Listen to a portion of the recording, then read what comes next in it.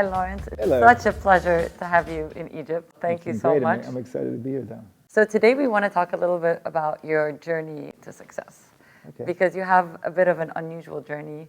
You started in New York, you studied civil engineering, and it led you to the film industry. So tell us how that all came about. I went to school to be a civil engineer because I was good in math and science. My grandfather was a civil engineer, and there were jobs. And when I was in college, I started to think that this is not what I wanted to do in my life, and I didn't know what I wanted to do. I happened to be dating a woman who was a dancer, and we used to go out dancing, and she said, "You should join the dance department. We need guys."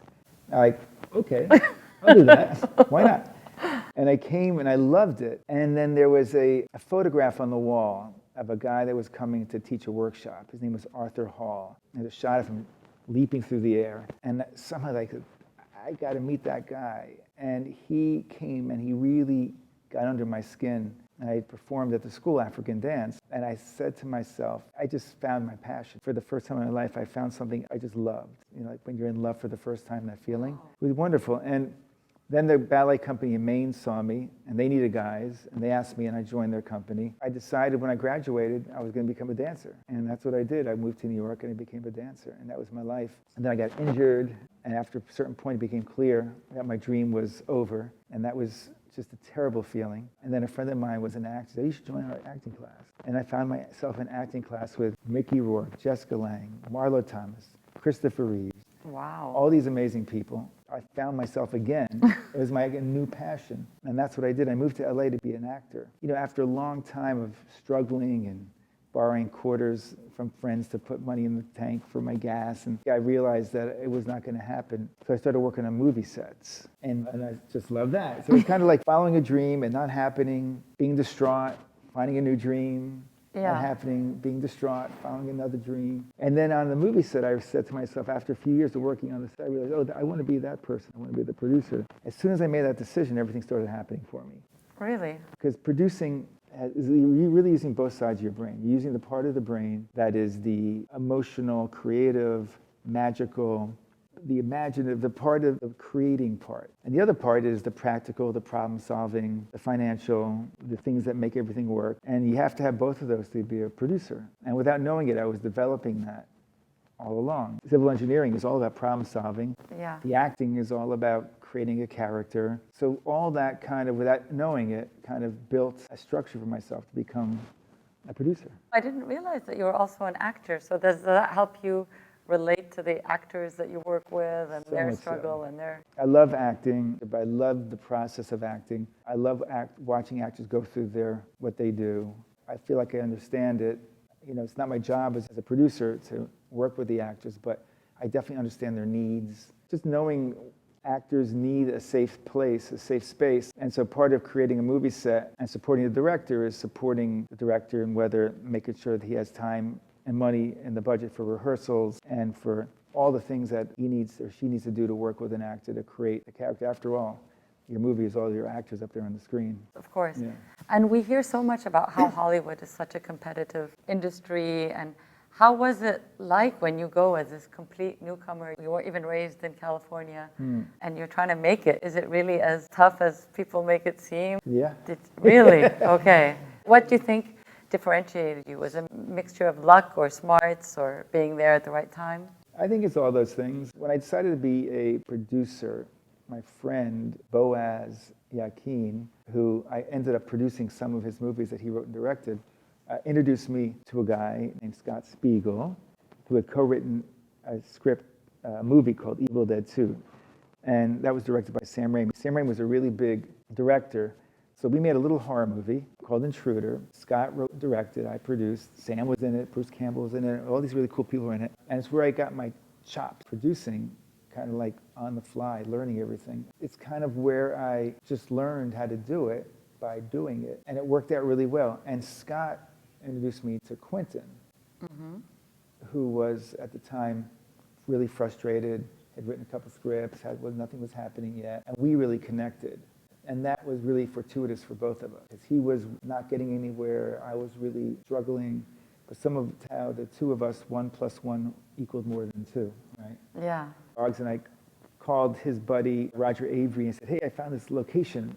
It's a bank that was not being used. And I said, do you have any ideas to take place in the bank? He said, yeah, I do. And he wrote this script called Killing Zoe that Quentin and I executive produced. And then I called Boaz. The Boaz, I'm actually producing a movie. You know, I know you want to direct. And he says, okay, I'll come up with an idea. It ended up becoming a movie called Fresh that I produced and he directed. So there's all this little group of people.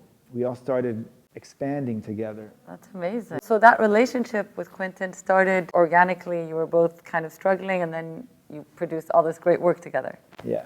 And how did that relationship evolve as all these movies became so successful? Yeah. That must have been such a journey, the two of you. It really was. I mean, obviously it was a huge journey. But at the end of the day, we both really believe in the work of making a movie. And it was our profession, and we took it seriously. And we both brought the same energy, the same desire to make something original and different and interesting, and we just kept going. The movies got so much attention.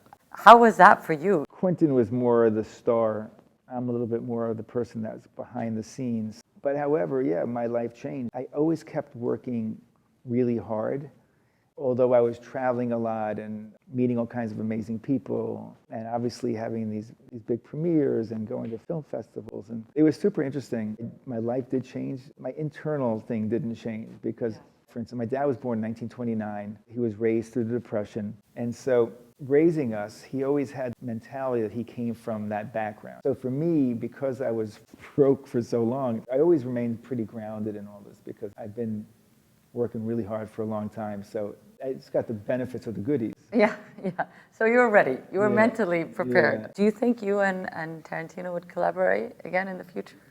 Or is that chapter closed? That chapter is definitely closed. After Inglorious Basterds, which was a great experience working together, but he asked me up to his house, said to me, he said, look, I feel like we've grown apart. We're not going to work together anymore, but thank you for everything. It was a very nice way of ending that chapter. Did you feel that you had grown apart? Honestly, I didn't, but he did. So it's like...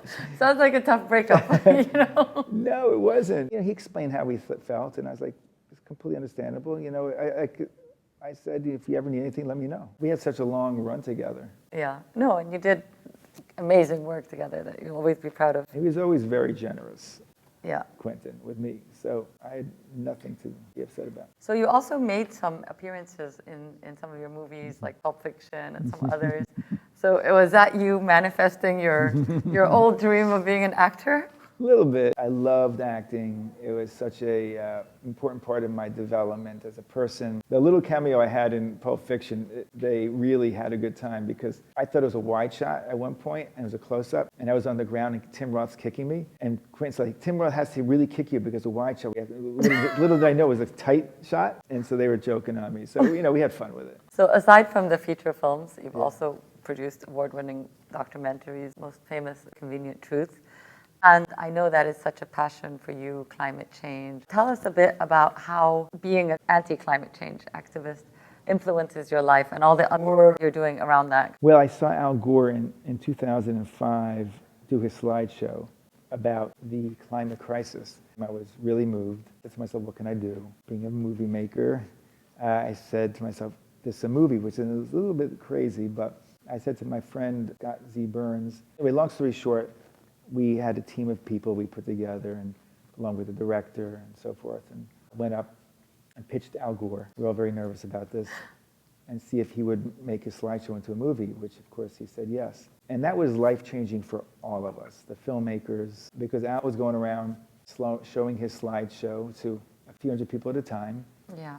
And all of a sudden now millions and millions of people are seeing it. And it did have a huge impact. As a part of the group that made that, I had a front row seat to watching how a movie can educate, inform, create a movement, and be part of that movement. So it was a privilege to be part of that. And I move on, and I'm doing other movies, obviously, different things, but climate is one of the biggest problems we face in the world today. So I co-chair the board of the Institute of the Environment at UCLA. There we're educating our climate scientists, and we have professors there working on climate, along with a lot of other topics. Every year I do a fundraiser to help fund the PhD students, to help fund research for the professors and the other students there. We have a big crisis on our hands. Not everyone realizes that. And if we don't radically change things soon, we're already seeing the effects, the massive fires, the massive storms, the desertification, sea level rise, on and on and on. And it's going to get worse and worse. Hopefully, people wake up. Now that you're in Egypt, the heart of the Arabic film industry, would you consider doing production with Arab directors or Arab actors? Or how can we merge those two worlds closer together? There's so many amazing stories that take place in this part of the world. There's so much great history. There's so many things to make movies about. It's just about finding the right person, finding the right material. Netflix, I feel, has somehow opened the door to different cultures. The average American is very focused on America. But all of a sudden you have a movie from Spain called Money Heist, and everyone's watching it on Netflix. Or you have that Squid Game from Korea, everyone's watching it. So I think having really good shows come out of this region with a specific great stories with this culture. At some point, I'm sure one will break through, like on a Netflix, and change everything. I think that's just waiting to happen. Yeah. So the last part of the interview is something we call the Enigma questionnaire. What 5 words best describe you? Leo Libra, grit, passionate, loving. If there was one thing you would change about yourself, what would it be? I'm very direct, super direct person. So find a way to be more able to tell someone I really think the truth, but in a way that makes them easier for them to understand. Sometimes I say things, but they might be truthful, but they're hard to hear. What qualities do you dislike in people? Let's see, neediness and arrogance. And what qualities do you admire in people? Giving, curious, and people who work hard. In your personal experience, how do you stay modest despite all the success? Growing up, I wouldn't say we were poor, but, my single mother, working, 3 kids, food stamps. I didn't grow up with a lot. And then my 10 years after graduating college, we're struggling. It's hard to forget where you come from. Who is your hero or role model? I guess when you're growing up, your role model is like your dad as a boy and your mom. Parents were like my role models, I guess. If there was a book or movie about your life, what would the title be? Crash and Burn? No. Oh, you didn't though. I know. God, that's a very interesting question. It would be called The Journey. Open-ended. Yeah, exactly. Okay, what motivates you to get up every morning? What gets you excited? Everything. That's great. There's just too much to do. And what keeps you up at night? My son, worrying about what's happening to our world. Yeah, that's a big one. Politics in the United States, global warming, and sometimes, how am I going to get this damn movie or TV show made? What do you love most about your life? Meeting really interesting people and being able to have conversations with such a breadth of people who specialize in areas that have nothing to do with myself, but are able to bring unique points of view. If you had to choose a different career path, what would it be? Oh my God, I have no idea. Oh, well, you'd go back probably to one of your old passions, right? Yeah, but I tried those already. I couldn't make it. I couldn't go back. Every once in a while, I started to get tired of what I was doing, and I thought to myself, okay, what else would I do? I came to the conclusion there really isn't anything else I want to do. The last question is, what is one thing people don't know about you that would really surprise them? Well, typically it's that I was a dancer. Yes, I was surprised. Yeah. I remember when I was making Kill Bill, we were in China.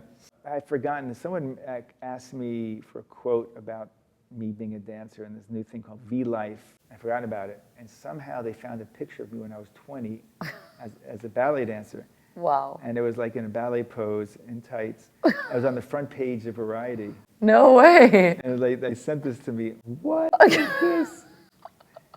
It was pretty funny. So yes, anyway. Yeah, I know. It is so far from the Tarantino-style movies that you were making at the time, right? Exactly. No, that's great. Thank you so much, Lawrence. It's my been pleasure. a pleasure having you with us here.